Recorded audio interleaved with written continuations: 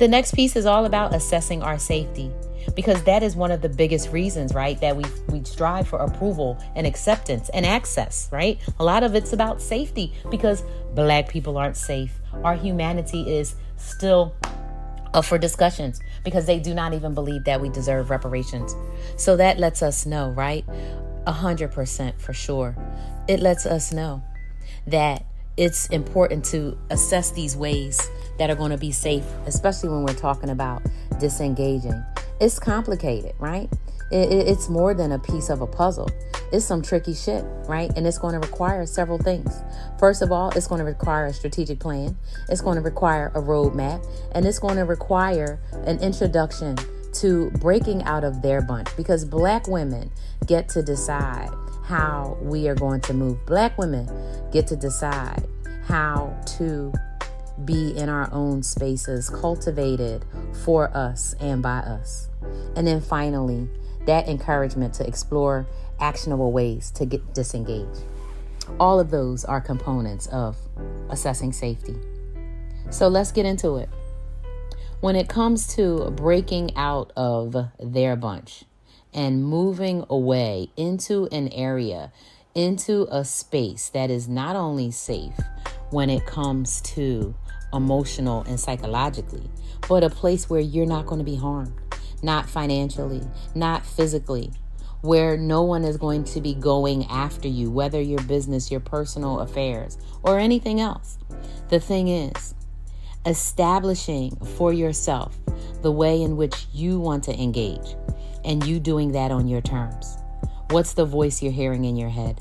Is it that of someone saying you should do this and you should do that? If so, it's definitely not the voice to listen to. Break away from their bunch and move into a space of safety and comfort and peace. Now, in order to do that, you are definitely going to have to factor in strategic planning. You're going to have to plan that disengagement.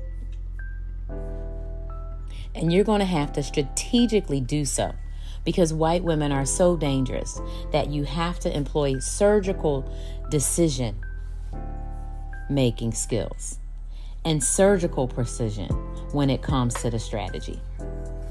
I remember planning to leave my first ex-husband, and it took weeks and weeks, right? Because I had to change the 401, I had to change the bank account, change the address, get a post office box, change my address with my job, with the Social Security, blah, blah, blah, blah, blah, blah, right? And in order to do that, I had to really write a lot of stuff down, get checklists, check things twice. And that's the same thing you have to do in this disengagement process as well.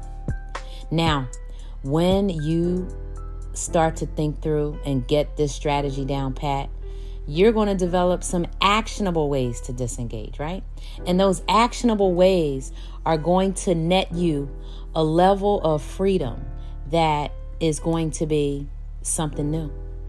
This level of freedom is going to support your dreams. It's going to support your goals and going to allow you the opportunity to uncover what it is that you've wanted all of this time, right? Because once you get the time and space to be safe, to get some breathing room, that is when you will indeed feel that freedom kick in. We are so focused on white women. We are so focused on acquiescing and being comfortable in systems of whiteness. We don't realize how much in bondage we are. And it's time for us to break free and decenter white women. I'll see you in part 3.